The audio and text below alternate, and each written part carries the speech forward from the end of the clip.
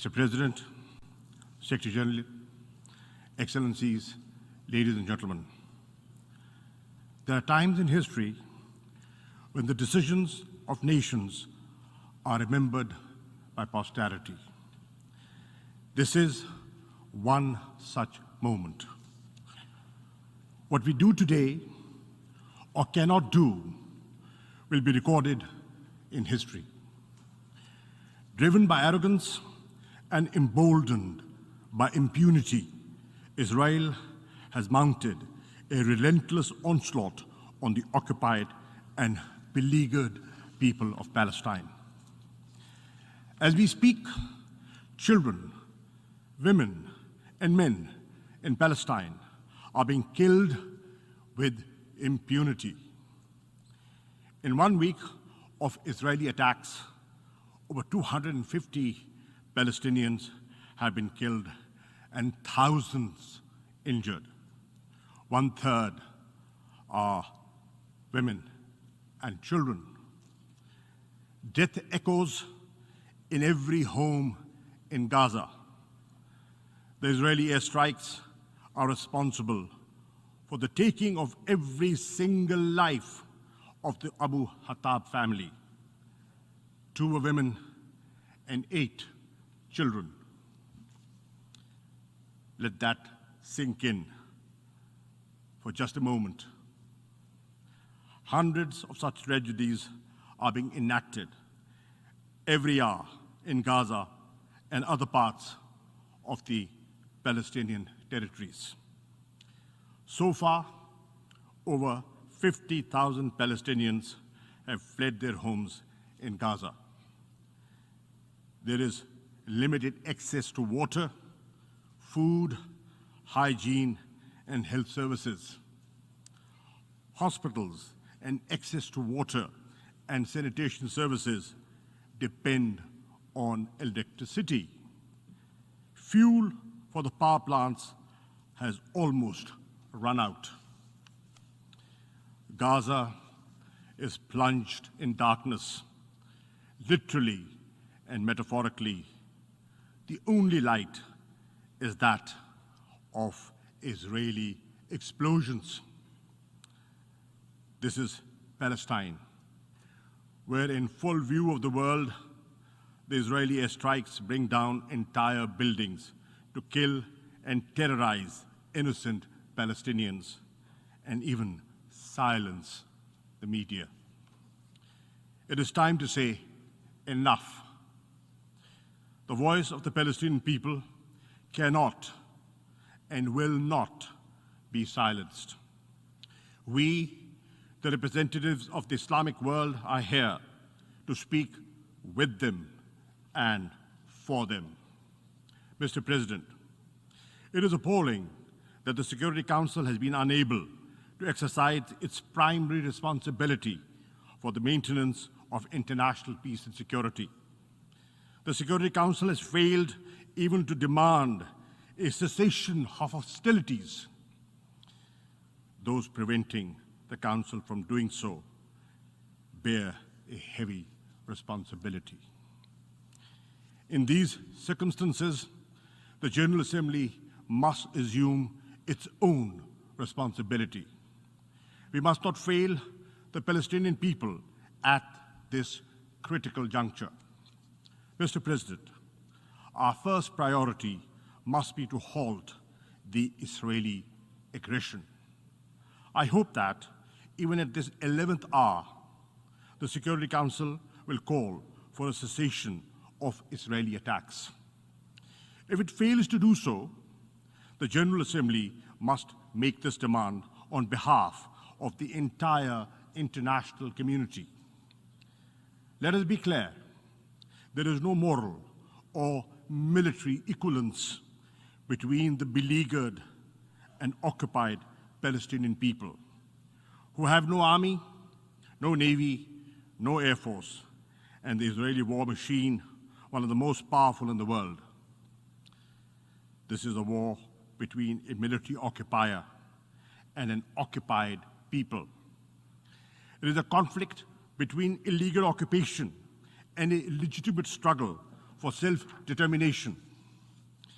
In this context, it is worth recalling General Assembly Resolution 2649 of November 1970, which affirms the legitimacy of the struggle of peoples under colonial and alien domination, recognized as being entitled to the right to self-determination, to restore to themselves that right by any means at their disposal.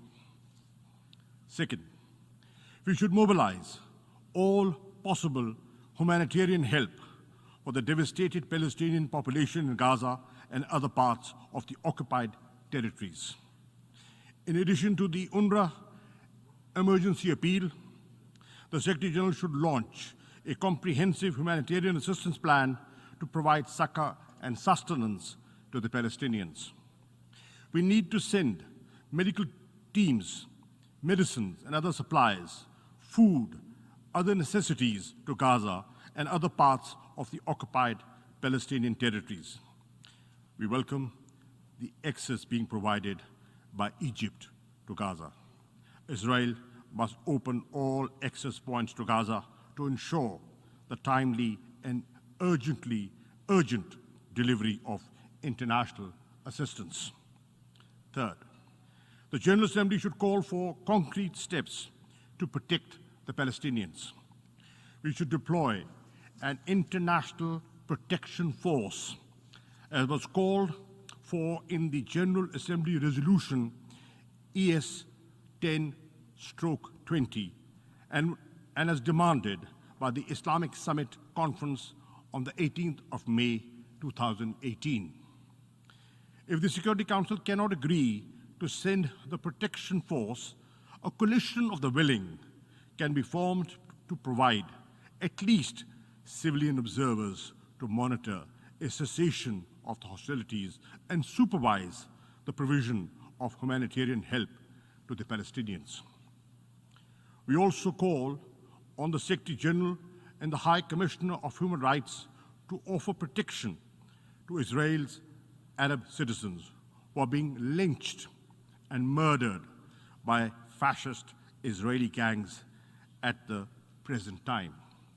Fourth, the General Assembly should condemn Israel's forcible and illegal eviction of Palestinians, including in Al-Jarrah district of Jerusalem, and continued construction of Jewish settlements.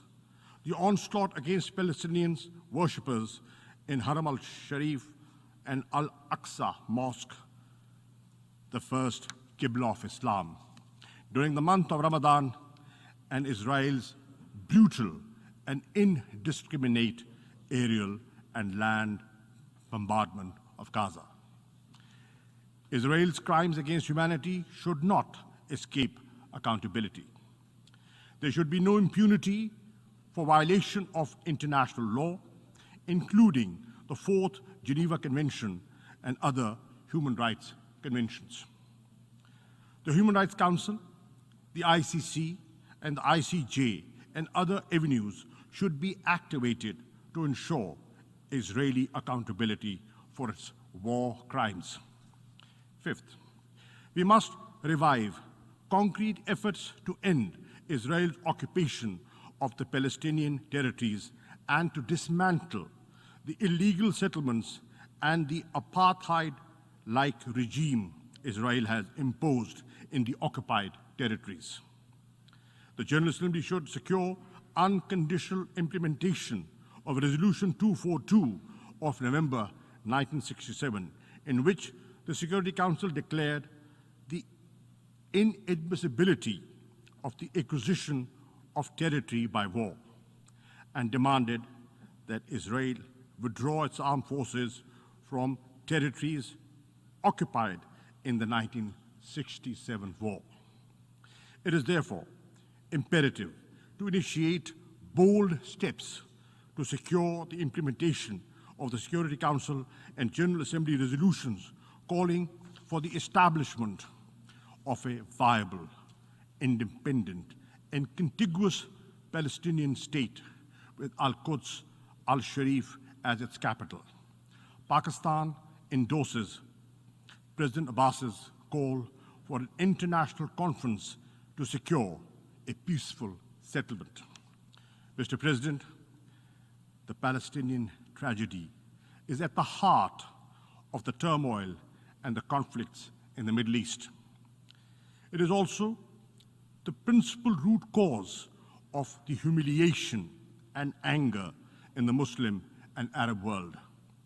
Anger which breeds extremism and often spawns acts of violence. A just solution for Palestine is imperative for the maintenance of regional and global peace and security. Clearly, the onus for restoring peace rests on Israel. It must end its occupation. It must implement the resolutions of the Security Council and the General Assembly. This General Assembly session must send a clear message to the Palestinian people and to Israel. It is only through determined and decisive action that this Assembly can restore the credibility of the United Nations and demonstrate its effective role in preserving world peace and global order based on equity and justice. I end with a verse from a great resistance poet of Pakistan. "E arz-e Palestine, main bhi hazir hoon." O land of Palestine, I too am there for you. I thank you. I thank the Minister for Foreign Affairs of Pakistan for his statement.